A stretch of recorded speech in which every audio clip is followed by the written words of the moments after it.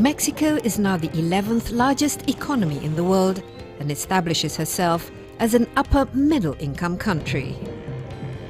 One of the major breakthroughs that have been carried out by the Mexican government to improve the economy is the building of infrastructure, creating roads for private and public transportations.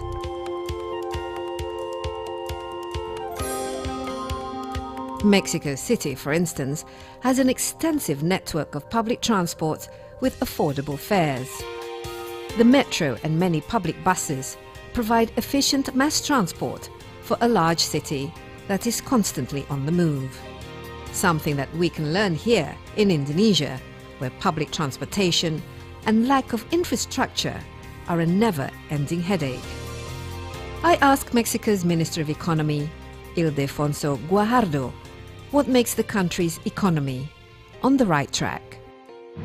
I've been in Mexico City now for a few days, but already I'm very impressed with the infrastructure that you have here. You know, the good roads, you have good public transportations, and things seem to be, working quite well. Now, how do you go about implementing infrastructure development and getting things in a proper place, particularly?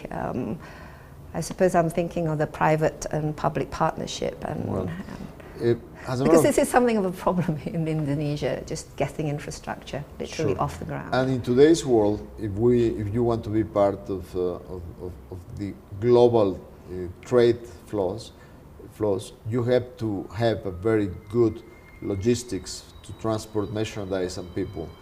Logistics and borders and customs are a huge component of trade facilitation, and that becomes a key sector to really allow any country to join global value chain of production. And in that regard, for Mexico, although I'm sure that you were impressed, but we still have a big way to go if we want to be first role players in international trade. As a matter of fact, it's one of the big projects of President Peña administration, to look at infrastructure not as individual inventories of roads on one side, ports on the other, airports and railroads. No, you have to look at all of those integrated into a process of how can you make trade process more expedite. And in that way, when you build a port, you have to make sure that you have the roads to connect that port to the right industrial locations, and you have to have the railroads to transport the merchandises, and the connections to the border, to one of the biggest markets in the world, in North America. So that look is very important, the way to look at things in terms of logistics. And Mexico has been done a great job, but there is not enough fiscal resources to give the next big push to infrastructure. So you just mentioned one of the most recent mechanisms or instruments that we have developed. Before becoming minister with President Peña's cabinet, I was the president of the Economic Commission in Congress, and I was responsible for the approval of just this law that you were referring, public and private partnership law. And that will allow us to invite the private sector into infrastructure projects that will be highly profitable, in order to do not limit the possibilities of infrastructure development to only fiscal resources, but also to private investments.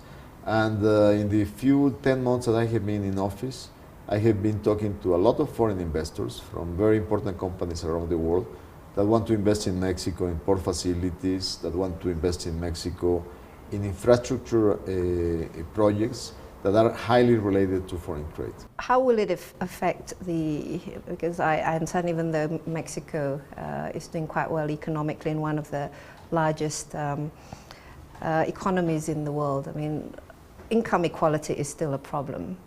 How do you address this sort of growth and creating a good business climate, increasing taxes, but with distributing the wealth across all sectors of society? Yeah, one basic element is that the main tool to really improve the level conditions of the Mexican people is the creation of jobs and good paying jobs. That's the basics. But once that being said, the next that you have to make sure is that the social approach of this reform that is being processed brings a lot into the spotlight the need to widen the universal pension system. Today, most Mexicans are not covered by Social Security. And the idea is that with this reform, you'll have enough resources to at least guarantee a minimal income to people over 65 years old, regardless if they had or not contribute formally to the pension system.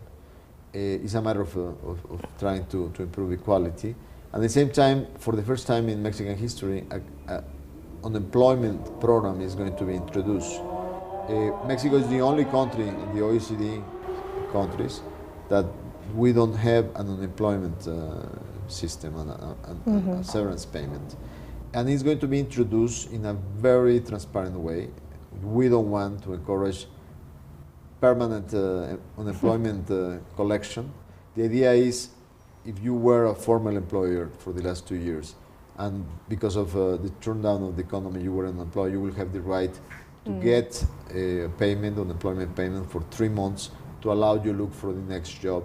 So you will not have to face critical situation in the process of looking for a new job. And once you find it, this new unemployment program will limit the number of times you can ask for unemployment within a period of time, 5 years' time.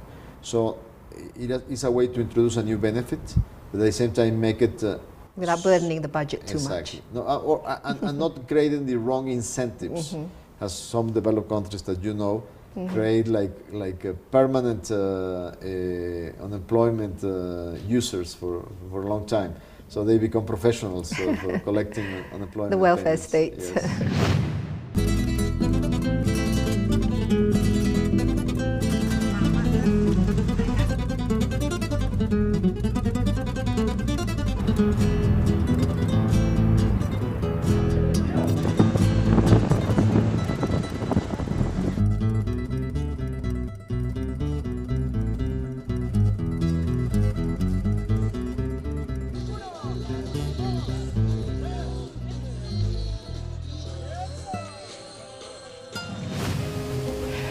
So what have I got from my amazing trip to Mexico?